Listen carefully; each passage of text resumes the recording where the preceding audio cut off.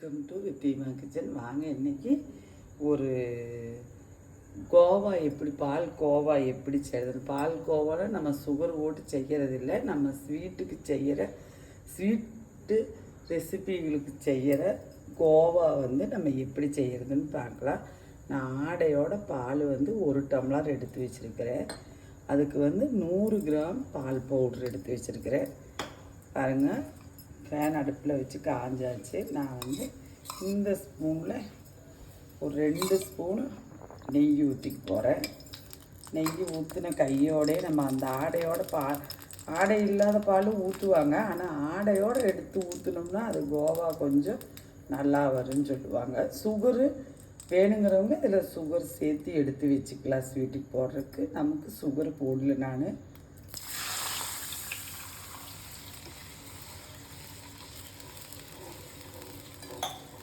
நல்லா கிண்டி விட வேணும் பாலை.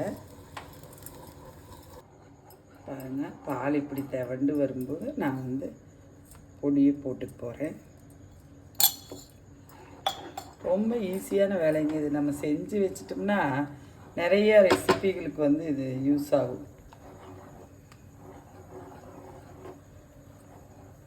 வீட்டில் மாமியார் ஆடையோடு தான் பால் எடுப்பாங்க. ஆடையாக இருக்கிற பால் தான் நல்லா இருக்குன்னு சொல்லுவாங்க. நான் பசும்பால் ஆடையோடு அப்படி எடுத்துருக்கிறேன். எந்த பால் கிடைக்குதோ அதை எடுத்துகிட்டு பால் பவுட்ரு போட்டு ஈஸியாக செஞ்சிடலாங்க. நம்ம கடையில் வாங்க வேண்டிய தேவையில்லை. டக்குன்னு ஏதாவது ஸ்வீட் செய்யணுன்னா மேக்ஸிமம் இது அல்வாங்களுக்கெல்லாம் நல்ல யூஸ் ஆகும். குழந்தைகளுக்கு சும்மா காய்ச்சி கூட சுகரை போட்டு கொடுத்துர்லாம், ஒரு நட்ஸுகள்லாம் போட்டு கொடுத்துர்லாம், குழந்தைகளுக்கு சாப்பிடுவாங்க.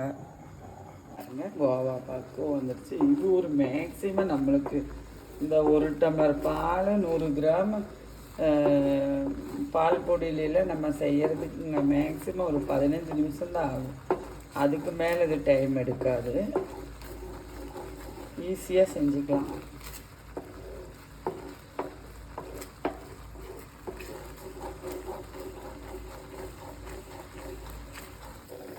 பாருங்க, கோவா நமக்கு ரெடி ஆகிட்டு வருது. மேக்ஸிமம் 15 நிமிஷம் நாங்கள் வேகமாக ஈஸியாக செஞ்சிடலாம். இப்படியே சர்க்கரை போட்டு கொடுத்தீங்கன்னா குழந்தைங்களுக்கு பால் கோவாவும் சாப்பிடுவாங்க, கொஞ்சம் நெய் ஊற்றி. இது ஒரு டைமில் நானும் எங்கள் மாமியாரும் மங்கையர் மலரில் படித்த ரெசிப்பிங்க. இது எனக்கு ஷேர் பண்ணாமல் இருக்க முடியல. மங்கையர் மலரில் படித்த ரெசிபி அவங்க செஞ்சாங்க, அப்போ நான் பார்த்துட்டு இருந்தேன். இப்போ நான் செய்கிறேன்.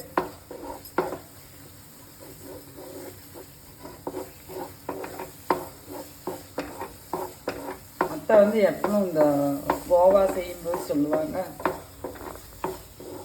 எப்பவும் கோவா செய்யும்போது அத்தை சொல்லுவாங்க, ஆடை உள்ள பால் தான் எடுக்கணும் அப்படின்னு சொல்லுவாங்க. இந்த மாதிரி பால் கோவா காய்ச்சிருக்கோம், ஆடை உள்ள பால் எடுத்தோம்னா நல்லா இருக்குங்க.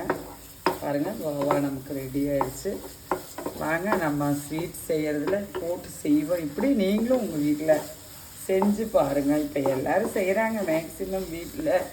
ஆனால் எங்களுக்கெல்லாம் மேக்ஸிமம் சமையலெல்லாம் அவல் விகடன் நாங்கள்லாம் இப்போ தானே நம்ம யூடியூப் சேனல், இன்ஸ்டாகிராம் இப்படியெல்லாம் கற்றுக்குறோம். நான் எங்களோட சின்ன வயசு டைமெல்லாம் அவல் விகடன், மங்கையர் மலர், ராணி, பின்ன பேப்பரில் வர்றது இதெல்லாம் நாங்கள் பார்த்து சமையல் கற்றுக்கிட்ட விஷயம். பின்ன மாமியார்கிட்டேருந்து, அம்மாக்கிட்டேருந்து, சொந்த வந்தவங்ககிட்டேருந்து கற்றுக்கிட்ட ரெசிபியை தான் இப்போ நம்ம செய்கிற ரெசிபி எல்லாம். பாருங்கள், எல்லா ஸ்வீட் கூடயும் மிக்ஸ் பண்ணி செய்யலாம். மேக்ஸிமம் இப்போ இந்த கோவா இல்லாத ஸ்வீட்டு கிடையாது. இப்போது அது மாதிரி நிறைய கீரு கூடையெல்லாம் சேர்த்து செய்யலாம். செய்யும்போது நான் உங்களுக்கு காட்டுறேன். நன்றி, வணக்கம்.